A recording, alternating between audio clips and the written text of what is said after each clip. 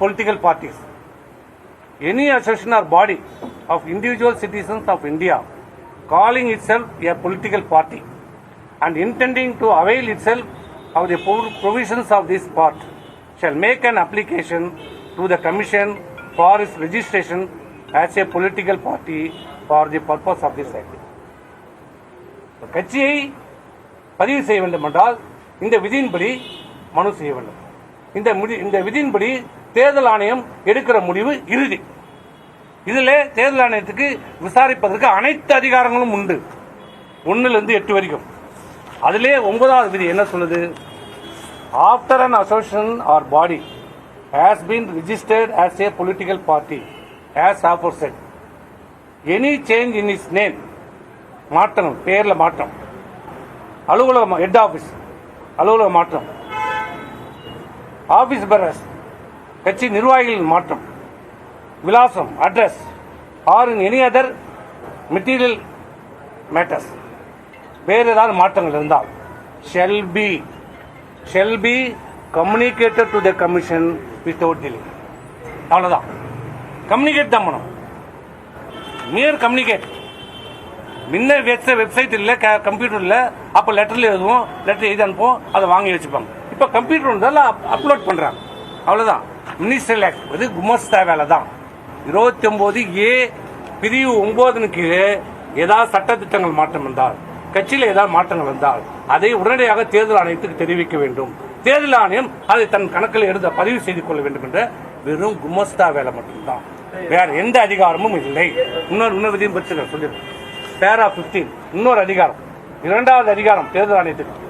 பேரா 15 power of commission in relation to splinter groups or rival section of a recognized political party. When the commission is satisfied on information in its possession that there are rival sections or groups of a recognized political party, each of whom claim to be that party, the commission may, after taking into account all the available facts and circumstances of the case, hearing such representation under para 15, நல்லா புரிஞ்சுங்க, hearing such representation under para 15, சும்மா முட்டை இல்ல, நான் தான் கட்சிலாம் கிடையாது. You must claim நான் தான் கட்சி, நாங்க எங்க குரூப் தான் கட்சி, எங்க அமைப்பு தான் கட்சி சொல்லணும். para 15ல மனு போடணும். After hearing such representations of the sections or groups and other persons as desire to be heard, decide that one such rival section or group or none of such rival section or groups is that recognized political party, and the decision of the commission shall be binding on all such rival section groups. எங்க யார் பேரா 15 போட்டிருக்காங்க? இது வரைக்கும் அவர் கேட்டுக்கிற மனுவில் என்ன, கொடுக்கப்பட்டிருக்கிற மனுவில் என்ன, இந்த சட்டம் செல்லாது, இந்த பொறுப்பில் இவர் வந்தது செல்லாது, அதனால சின்னத்தை முடக்கணும். வெறும் சின்னத்தை முடக்கணுன்றதுக்காக பேரா 15 வந்துடுறாங்க. Merely mentioning a word symbol does not attack para 15. பதிவு பண்ணி அப்லோட் பண்ணியாச்சு. நான் தேர்தல் ஆணையத்து மீது நம்பிக்கையில நாங்க எங்கேயுமே எந்த இடத்துலயும் சொல்லல. தேர்தல் ஆணையம் இந்திய அரசியலமைப்பு சட்டத்தால் உருவாக்கப்பட்ட it is a constitutional body. We respect election commission. With all due respect, we respect. அதுல நாங்க ஆனால் தனக்கு இல்லாத அதிகாரத்தை தனக்கு இருப்பதாக எடுத்துக்கொண்டால் அதை நாங்கள் சேலஞ்ச் பண்றோம். வாண்ட் ஆஃப் ஜூரிஸ்டிக்ஷன், அவருக்கு ஜூரிஸ்டிக்ஷன் இல்ல, அவருக்கு இருக்கிற அதிகாரம் 2 தான், 29A 15, அவ்வளவு பேரா 15. இதை தவிர அதிகாரம் இல்லை. அதான் இன்னைக்கு தேர்தல் நீதிமன்றம் சொல்லியிருக்குது. விசாரணை தடை நீக்கப்படுகிறது. விசாரிப்பதற்கு முன்பு, இந்த மனு மீது நீங்கள் விசாரிப்பதற்கு முன்பு முதலிலே உங்களுக்கு அதிகாரம் இருக்கிறதா? செக்ஷன் 29A பேரா 15 படிகாரம் என்ன கோரிக்கை வைத்தமோ அந்த கோரிக்கையை ஏற்று இன்றைக்கு வழக்கை அந்த இடையீட்டு மனுவை தீர்ப்பு ஏற்றுக்கொள்ளப்பட்டிருக்கிறது. முழுக்க ஏற்றுக்கொள்ளப்பட்டாச்சு. எங்களுடைய வாதம் முழுக்க ஏற்றுக்கொள்ளப்பட்டது. நாங்கள் கேட்ட நிவாரணம் நாங்கள் என்ன கேட்டோம்? இந்த மனு மீது தேர்தல் ஆணையத்துக்கு அதிகாரம் இல்லை. இது உள்கட்சி விஷயம். இதை பேசுவதற்கோ இதை விசாரணை பண்ணுவதற்கோ முடிவெடுப்பதற்கோ தேர்தல் ஆணையத்துக்கு அதிகாரம் இல்லை. தன் அதிகார வரம்பை மீறி தேர்தல் ஆணையம் செயல்படுகிறது. ஆகவே இந்த வழக்கை நீங்கள் தடை உத்தரவு கொடுக்க வேண்டும். அதை ரத்து செய்ய ஒண்ணு கேட்டோம். தடை உத்து ஆரம்ப கட்டத்தில் தடை உத்து கொடு. இப்ப முழுமையான விசாரணைக்கு பிறகு தேர்தல் ஆணையத்திற்கு நீங்கள் விசாரிப்பதற்கு முன்பு இந்த 2 விதிகளின் கீழ் உங்களுக்கு அதிகாரம் இருக்கிறதா இல்லையா என்பதை தெளிவுபடுத்துங்க. அவங்க தெளிவுபடுத்திட்டோம்.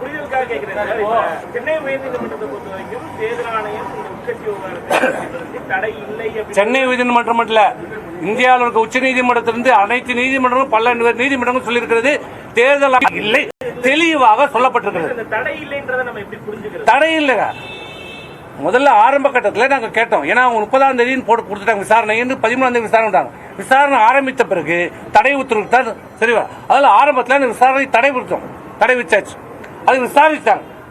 நாங்கள் 23/12 அன்னைக்கு இந்த வாதத்தை நீதிமன்றத்தில் வைத்த வாதத்தையே 23/12 நேரடியாக தேர்தல் ஆணையத்தில் நாங்கள் சொன்னோம், உங்களுக்கு அதிகாரம் இல்லை, இந்த மனு மீது விசாரிக்கிற அதிகாரம் இல்லை என்று சொன்ன பிறகும் மீறி இந்த மனுவை அது விசாரணைக்கு எடுத்து தான் நாங்கள் வந்தோம்.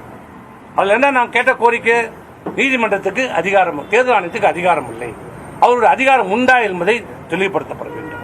இந்த 2 விதிகளின் கீழ் அவருக்கு அதிகாரம் இல்லை. இன்னைக்கு நீதிமன்றம் என்ன சொல்லுகிறது, தடையை நீக்கிவிட்டு முதலிலே நீங்கள் மனுவை விசாரிப்பதற்கு முன்பு உங்களுக்கு தேர்தல் ஆணையத்துக்கு அதிகாரம் இருக்குதா இல்லையா என்பதை முதல்ல சொல்லு.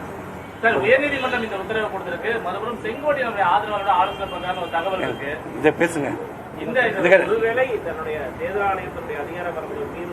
அப்புறம் மூல வழக்கு இருக்குது.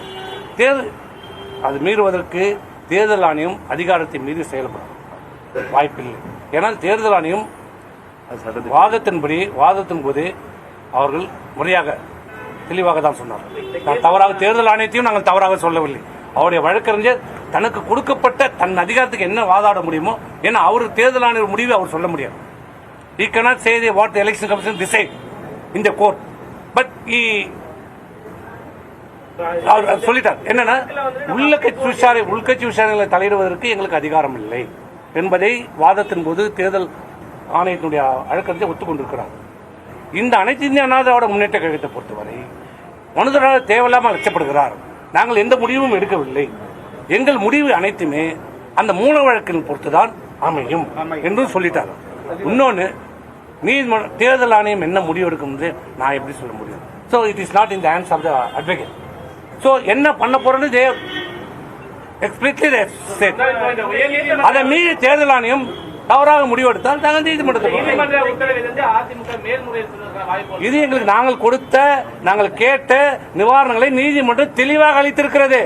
நீதிமன்றத்துக்கு அதிகாரம் இல்லை, உங்கள் அதிகாரத்தை முதலில் இருக்கிறதா இல்லையா என்பதை தெளிவுபடுத்த என்று நீதிமன்றம் இன்றைக்கு சொல்லிவிட்டது. நாங்கள் கேட்ட நிவாரணத்தை இன்றைக்கு நீதிமன்றம் தெளிவாக கேட்டிருக்கிறது. அவ்வளவுதான்.